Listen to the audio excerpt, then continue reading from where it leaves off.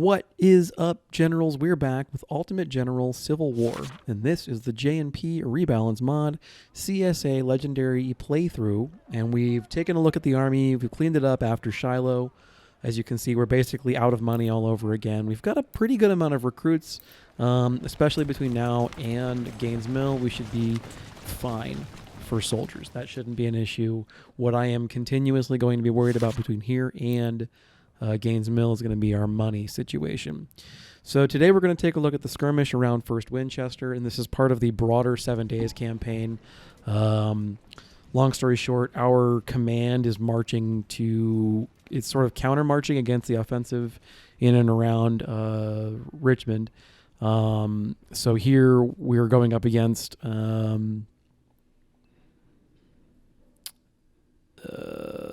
General Banks in and around Winchester. So some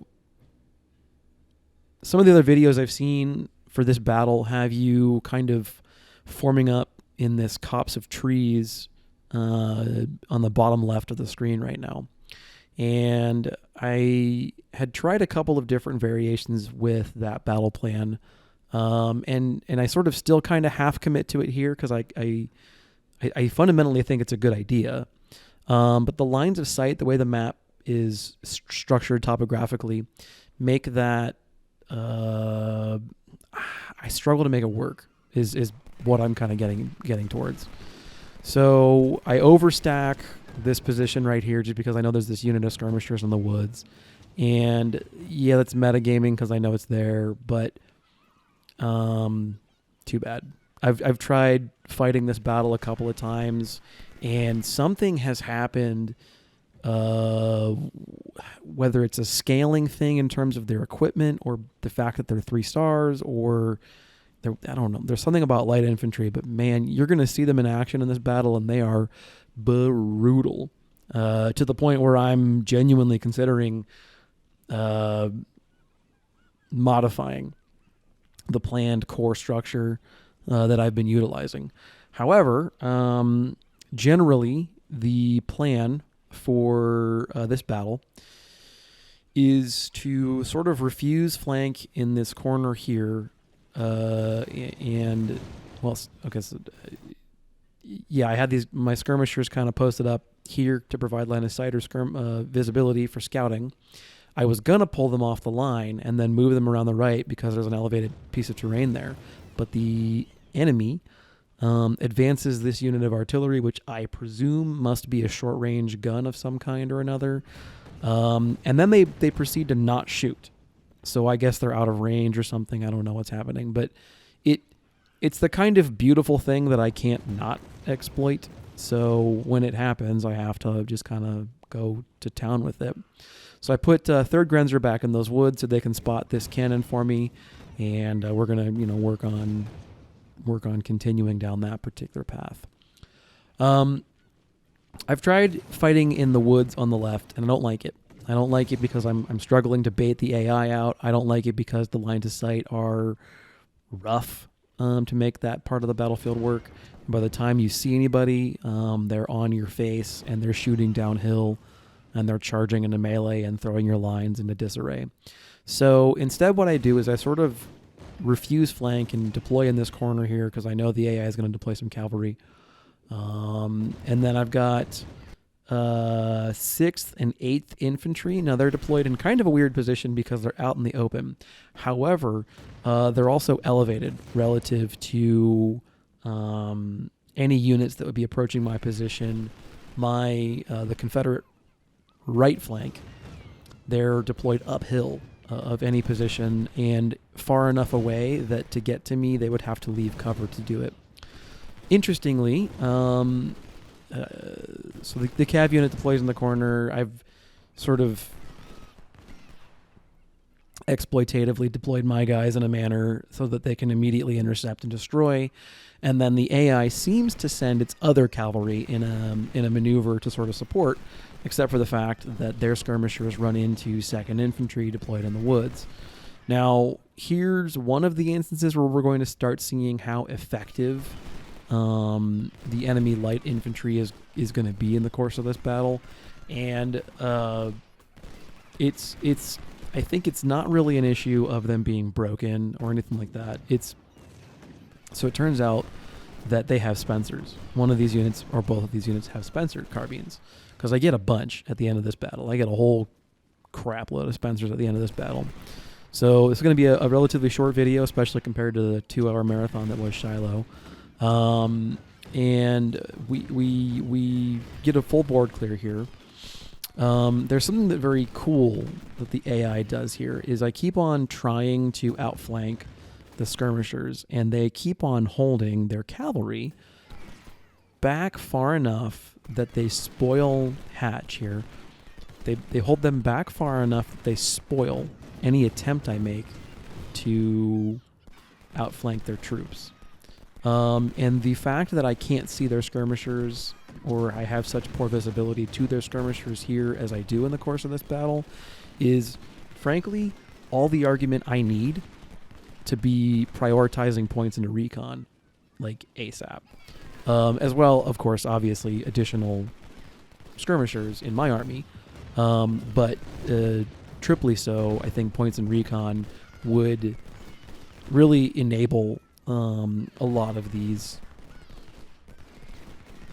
strategies to work a little better. Now, it's no secret that the lines of sight on this particular battle are not wonderful. But that's still, it still doesn't change the fact that, oh man, these skirmishers give me a far harder time than they ought to. I mean, they stand there and they take volley after volley from line infantry. They're out in the open, and admittedly, I'm standing in wheat fields. It's not the best cover, and we're fighting on relatively equal altitude. So there are things I could be doing to make these engagements more in my favor than I currently do. But it's still rough to take those kinds of losses from the light infantry. Now, at 400, 500 men, they don't have the ability to stand there and take that kind of damage for a long period of time. And I think there's some user error on my part, no question about it. I'm passive with third rifles for too long. And they're allowed to stand out of line of sight and fire at me. And I think that if I had aggressively advanced with third, I would have been able to keep their light infantry in my line of sight and destroy it, or at least damage it more. In terms of the broader strokes of the engagement here, we're seeing an interesting behavior pattern, and I don't really know what's triggering this. The AI is bunched up in this narrow frontage, deep column attack on 7th, and I can't quite figure out what their objective here is, but it allows me to get 6th and 1st off into flanks in a position to just get these monster volleys, monster kills, great ratios and whatnot. And yeah, there's no doubt in my mind that 7th and 4th, and to a lesser degree 2nd, are paying for this particular strategy. But at the moment, the casualties are exceedingly in my favor. The light infantry is probably killing far more than anybody else is. And that could be a perk thing. The AI could have, musketeer perks or something. I don't know. My artillery in this mission, which is a James battery and a 3-inch battery, has been, and they perform pretty close. Now, it's notable in my mind that at half the size, so 6 guns, the James battery manages to perform almost identically to 12 3-inchers. But, hey, it is what it is.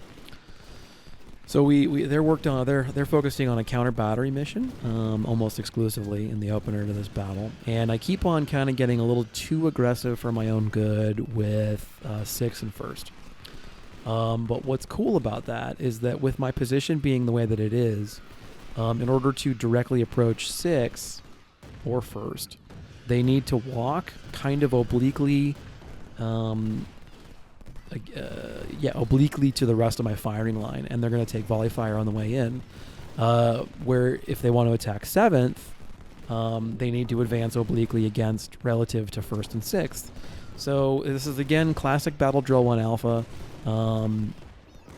They're going to have a hard time kind of really maximizing their offensive potential in this arrangement.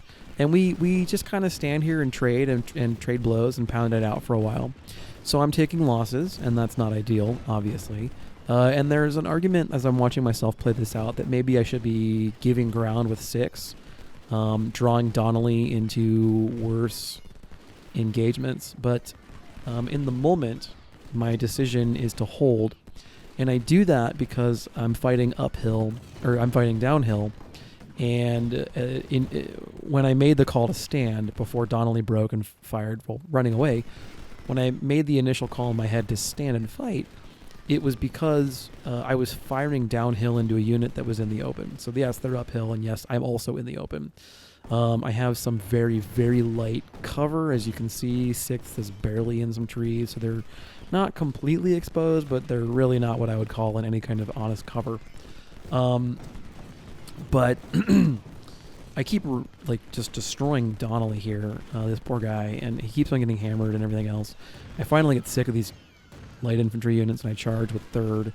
This is probably ill-advised, in that I take a lot of damage on the way in, and it takes a minute to make contact, but I do eventually connect, and then just absolutely, vaporize this unit. So I think that's a great opportunity. You can watch what's happening on the battle, but basically I'm just exploiting the fact that the AI, for whatever reason, is committed to this very narrow attack front. And so I'm wrapping around its flanks, and I'm crushing it in that regard. There's an interesting opportunity for a discussion here about some lessons learned coming out of Shiloh and now First Winchester, and what I hope to utilize them, or how I hope to utilize them going into Gaines Mill and Malvern Hill. So the first one is that melee has one of the stated objectives of the rebalance mod has been to make melee a more effective or valuable tactical tool. There's a cool thing there. 3rd is able to axe the general, and that does a lot to significantly alter the ability of the AI to continue pressing the attack. I get aggressive here, and maybe I shouldn't. So I'll talk about lessons learned in a second. There's a lesson learned from what I'm doing on the screen right now. They're continuing in onesies and twosies to come out and get shot. I should let them do this as long as the game will keep on letting me do that. Because these units are not trading effectively in this situation. And so, yes, I've taken horrendous losses in 7th and 4th, I think. It looks like 4th. I've taken pretty heavy losses in 7th and 4th. And other units have also taken pretty bad losses. But we've inflicted far worse than we've sustained thus far. And while there are losses, they're not uniformly distributed. They're actually pretty narrow in terms of their effect, which is great.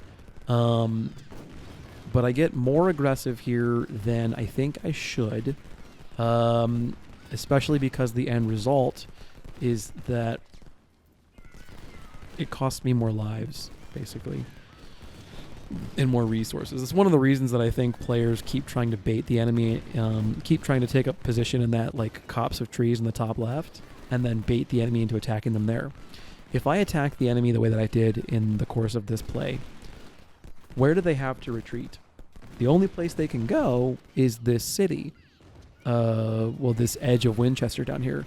And the last place you want to push a retreating enemy is into urban terrain. And that's just exactly what we do, right? So it's exactly what I end up doing is I end up pushing them into urban terrain. I end up retreating with the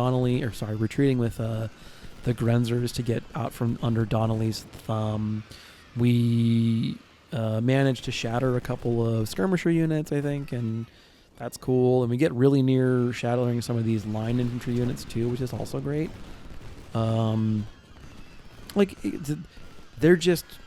They're losing cohesion. They're down artillery. They're down some of their skirmisher units. They're going to be down more here in a second. the Union battlefield position has started to fall apart, and there existed the opportunity to get out of this battle fairly cleanly, I think. I get aggressive, and it costs me heavier losses than maybe I would have expected or would have hoped for. Now, all of that having been said, we get a full clear here.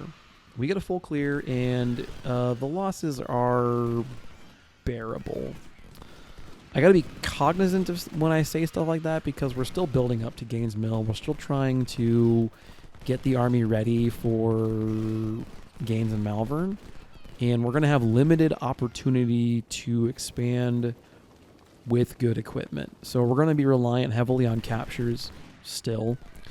We put at the end of this battle, I put the perk into recon. My thought process is that if I can utilize the fact that I as a player can hopefully more intelligently plan for target prioritization, then hopefully I can maximize the opportunities that are presented to me. But if I can't see them, I can't do anything with that. And because you can't detach skirmishers, I'm limited in how much recon I can bring. And at least at this phase of the battle or the war, especially in these smaller battles, I'm not terribly inclined to bring huge swarms of skirmishers. They typically give you a couple more, like one more slot per division to bring a dedicated skirmisher unit. And because of the nature of Legendary, and because of the necessary lethality, I think I frequently end up bringing an extra infantry or an extra cannon instead of an extra skirmisher. So, I don't know. It is what it is.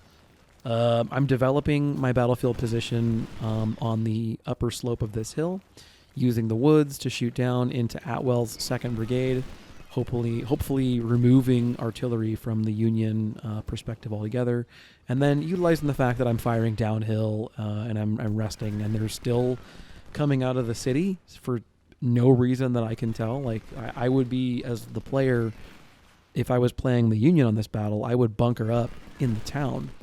Once I lost this defensive bulwark where Legendary Fiasco is right now, once I lost access to that, I would bunker up in the town and be like, "Hey, come get me." And I don't know why they're not. I don't know. Like it's perfect defensive terrain, except for the fact that it's a little lower than the terrain around it. So there's that, I suppose. It's not like Mary's Heights. Mary's Heights is this great defensive terrain from the Confederate perspective. It's a tough. This is a tough place to defend, I would imagine. But even so, I would still be begging, or not begging, but like daring the opponent to come get me. But no, they come to me, and I'm, happy to oblige them. If they want to come out and fight, I'm more than willing to do that for them. So what we're doing here is bleeding them, and I wait until I shatter one. There's like 3 infantry brigades in the town. One of them is small. And I think I wait until I shatter one and I get the artillery out of here before I push into the city. So that part of it actually, I think, goes pretty well.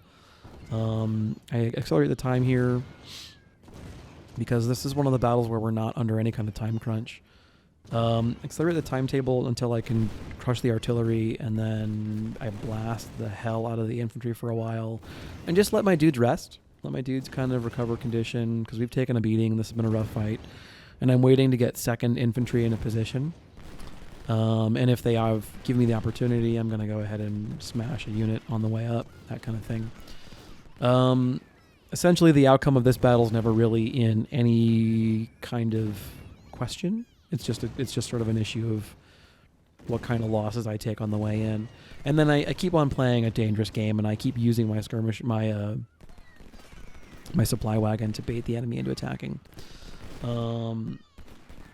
But yeah, at this point, basically, I'm just trying to bleed the AI and see if I can't worm some of my units around into flanking positions, so that I can hopefully trigger them into retreating in the direction of like 6th or 1st. I'm hoping that maybe they'll break. Like 3rd will be the one that routes them, and they'll run away from 3rd, and they'll run away from 3rd into the waiting guns of 1st, for example. But I imagine I'm not going to be that lucky. So I know I'm not going to be that lucky. So the strategy at this point is to bleed and maximize kills. And frankly, what I really should have done is I should have just let this process go. It's kind of boring YouTube, I know, but I should have just let this happen. But the triggering event that launches me into the offensive is shattering that unit there, and then realizing that everything else is routing as well. I managed to successfully have 3rd Grenzer charge hatch. We make contact in the city, so that's actually really great for light infantry and bad for cavalry. And we're, I stop chasing hatch once he gets out of the city, because cavalry in the open has a lot of good speed going for it, and light infantry is fantastic as a melee unit, in places like forests or cities.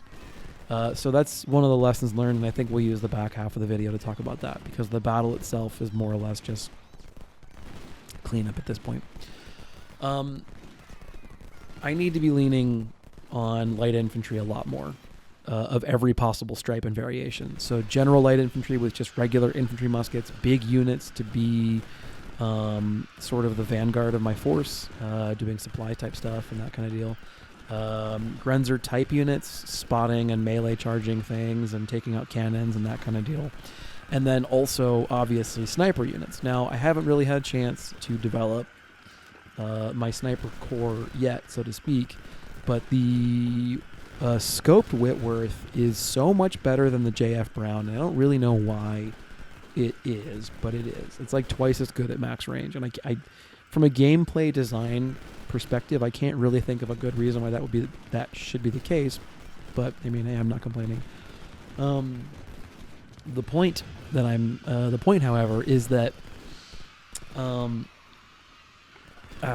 want to develop a sniper unit, but I haven't had the unit slots to justify bringing them. And at 120 men, I'm very wary about exposing them to any kind of counterfire. At 200, I'd feel a little safer. At 300, I'd feel a lot safer. And I will get there eventually. I did in the MG playthrough, I imagine. I mean, hell, in the MG playthrough, I ended up having 2 units of Whitworth snipers, so I'm sure we'll get there. But that's the thing, is I need to be leaning a lot more into light infantry. I think perked light infantry with, carbines or something, because the Spencer carbine's a carbine. So I need to be taking a look at carbine infantry again. If you can, so you sacrifice range. That's the big problem. Yeah, so it's just take a moment here. Look at the melee. Look at Donnelly's numbers trickle down like crazy. You're in an urban setting like this, like trying to shoot them out is just a mistake. So kill them the only other way you can.